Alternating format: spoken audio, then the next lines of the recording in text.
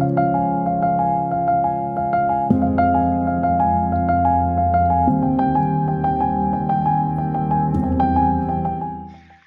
and welcome to Next Phase, where we examine the intersection of health and technology and talk about the future of our health system. Today, I'm delighted to welcome Dr. Nic Woods. Hi, Nic. Hey, Simon. Thank you very much for the opportunity to be here. One of your first casts and blogs, I believe. Yep, exactly right. I've known Nic for many years. Nic's led a distinguished career. Obviously, he's a medical doctor, emergency trained, if I remember correctly. You'll detect a Kiwi accent, but Nic has truly been a global citizen. So he's worked on the UK's national program for IT, which was the largest IT project in the world at one stage, an enormous undertaking, lots of learnings out of that. You've worked for consulting organisations like Accenture, always in the health space, moved back to Australia and worked for Cerner for many years, and right now you're working at Microsoft, running the health business there. That's an exciting career, Nic.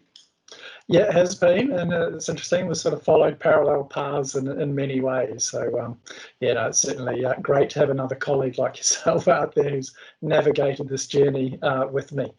Good. Nic, really keen to dig in and get your perspectives on where health is at the moment, how we see it evolving. Interested, just as an icebreaker to go through, is there something you'd like to share from your recent search history that's revealing about you as a person?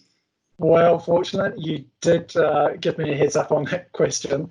The one I came across this morning, actually, which was I did a little bit of a geek out on, was DJI, the drone maker from China, have released their new industrial drone. And I always found it pretty interesting. Like, drones weren't really a thing maybe 4 or 5 years ago. And in that time, just the progress that's been made in not just sort of the flight technology, but the image technology has been incredible. So these industrial drones that they've upgraded now can fly up to 15 kilometers away. They've got these amazing thermal cameras, and they can, zoom in on people. They can follow and track moving objects, moving cars. They've got image machine learning models processing real time to do proactive maintenance on power lines. And so I sort of look at that as a bit of an interesting reference for how quickly technology is moving. No, I think about with great power comes great responsibility. I think some wise sage said that once. I think it was Spider-Man, wasn't it? I can imagine the military applications of a drone like that. But on the flip side, medical applications, could that be the ambulance of the future? Yeah, absolutely. So I think a lot of frontline services, obviously there's some scenarios around policing, but, search and rescue, crowd control. There was even talk in WA at one stage, not with this drone, I don't know which drone, but looking at using drones to see people respecting social distancing as well out in public spaces. That's extraordinary. We live in strange times. So, hey, Nic, very interested in your sense of the current state of health and digital as you see it. So tell us a little bit about your roles, your responsibilities, and just how you see the landscape today and how you see it changing. Yeah, well, my role at Microsoft as Health Industry Chief Medical Officer, I guess, is sort of trying to formulate how technology can best be leveraged to make a real impact on healthcare in Australia. And I think it's been interesting, having been in digital health for many, many years and seeing where we've got to. It's hard, and it hasn't probably progressed as much as people like you and I would like to have seen it progress. And I was just on a call with the Australian Institute of Digital Health last night. And I think the narrative that people came up with is, we look forward to that day where we're not talking about digital health, we're just talking about health. And the digital part is just one of those ubiquitous sort of enablers that happens and really supports these, newer ways of doing things that we know we're going to have to address at some point. So how far away are we from really seeing that? I still think we're a little way out. But I think, as we said, coming into the call, never waste a good crisis. So I think this is really helping accelerate the digital health agenda with what's going on with the pandemic. So I think some of those things that we might not have seen for 2 or 3 years, people are very much thinking about how do we leverage technology to, make adjustments in our health system now. which is, I think, incredibly exciting. I haven't been as busy I've been busier than I've ever been. I think you probably have. A lot of people that I know working in this space have, which is fantastic and really good to see it. Yeah, look, some have said we've seen more innovation and progress delivered in the last few months than we have in the last decade. And certainly I'm feeling that across primary care. But you have a much broader purview. You're looking across acute care, you're looking across the community out into sectors like aged care as well. Is that your sense? Yeah, I do. And I think probably my lens has mostly been focused around sort of state health and hospital, particularly public hospitals, and helping them think about, well, what are those changes that they've needed to make? So seeing a lot of things that have been happening around, setting up, virtual care sort of scenarios for patients that are COVID positive. Seeing other things like, all the COVID clinics that have sprung up everywhere. How do we make that whole sort of pre-registration process for staff and patients coming into those clinics a lot easier than perhaps handing out a clipboard when they arrive to have their swabs.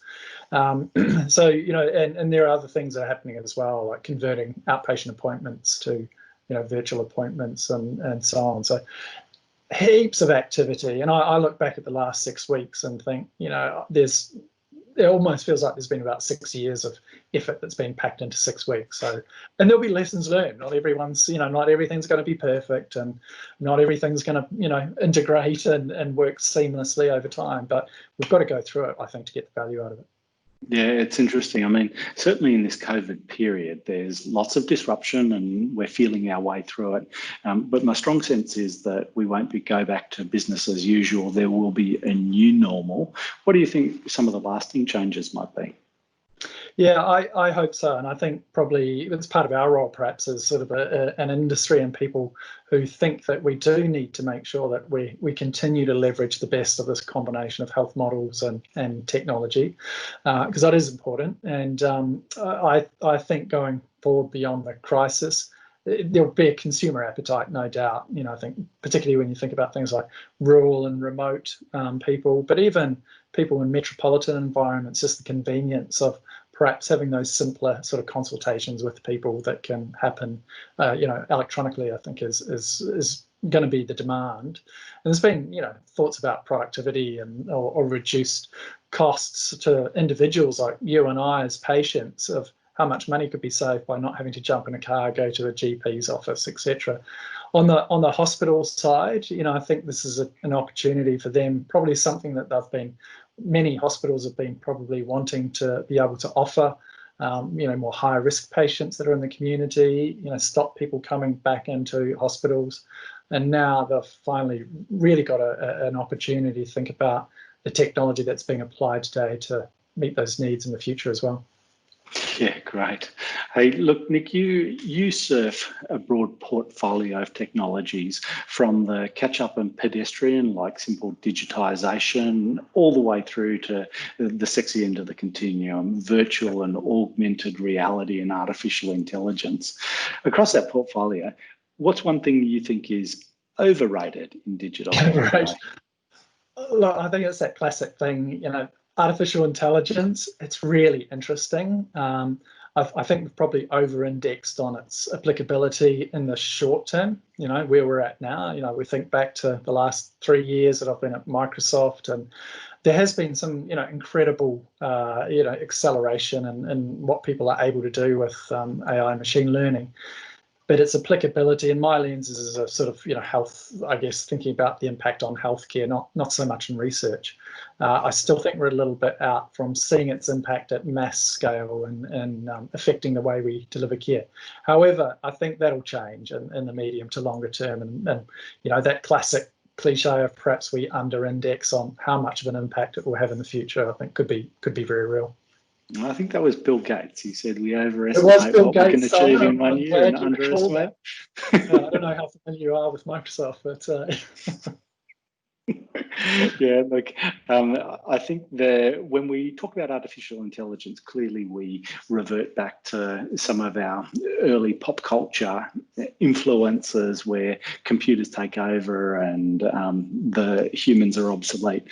I think we're a long way away from that. And as we start to have a more sophisticated, mature concept of where machine learning debuts in healthcare and how it might deliver value, the conversation is less about are computers going to take my job? It's more about, is the doctor using AI going to take my job because I'm not? Yeah, exactly. And I think, well, there's probably going to be these iterations. And I think one of the ones that's going to get a lot of traction, already is to an extent, is using voice, as an input mechanism into that sort of electronic exchange of information into an EMR. So plenty of people that are doing some amazing projects. We've got Microsoft has got their partnership with Nuance, which is doing some really interesting stuff to use voice. If we can take that burden and take people out of the screens and the keyboards and get back to that human interaction, I think that's a fantastic use case. Obviously, we look at what might be in a single patient's complex record, all the information that's there in various forms. I still think there's opportunity to how do we make insights more relevant at a patient as well as a population level. So I think we'll start to see some of those things come. We're obviously just not there at mainstream yet. Good. So that's the overrated. Tell me, what's one thing you think is underrated? Well, it's probably a little more benign from sort of the more sexy end of technology, but I think it's around patient and consumer engagement. I just don't think we've done enough thinking about how people can engage in their health information and also healthcare more broadly. And again, we're starting, because of what the crisis we're in at the moment, we're starting to see some of that change. But you think about the opportunity we lose with things like patient-reported outcome measures, all that fantastic information. They are the real definitive outcomes of either procedures or how well are we treating people. Much more than expensive research. We still need research, of course, but we're just not harvesting that in a good way. And I think giving people control, bringing information around them. I know we pay lip service to it, and I get the technical constraints that we have, but I do think we need to start thinking a lot more around those engagement sort of platforms and capabilities for patients. And the reality is they're going to have to do that. We don't have enough resources to meet everyone's needs. So patients are going to have to be self-sufficient to an extent. Yeah, good.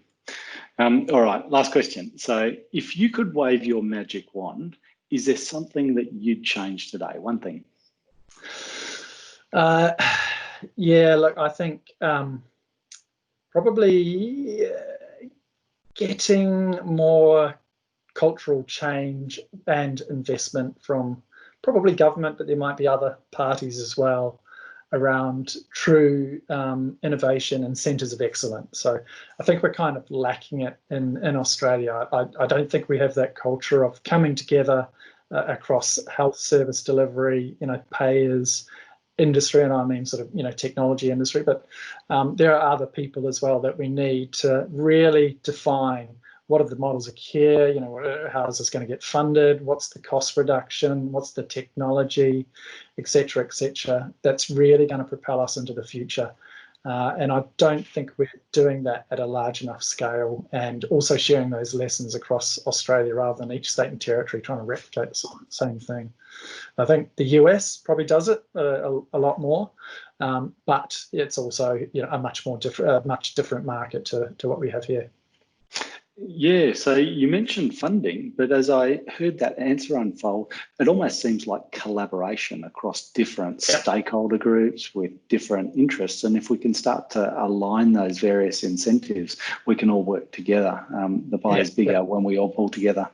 Yeah, and I think change does require, investment, not just of funding, but it does, require change of culture and energy, but also some funding to make the change, because inevitably it requires quite a bit of effort. So that would probably be my one wish list, and I think that'd be around meeting the needs of patients, consumers, and care in the home, but also getting people more involved in their care through education, what is the right model of integrating information across primary care and secondary care, for example.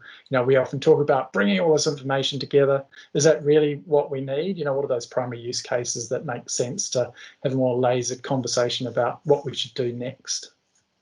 Fantastic. Well, Nic, 15 minutes goes fast. Thank you so much for coming and joining us and sharing your thoughts on the state of digital health in Australia. I hear that we are behind in healthcare, but there's a lot of exciting innovation that's just within our grasp.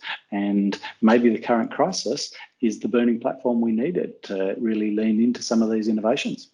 Got a great health system. We've got great innovators. We just need to bring it together and capitalise on the opportunity.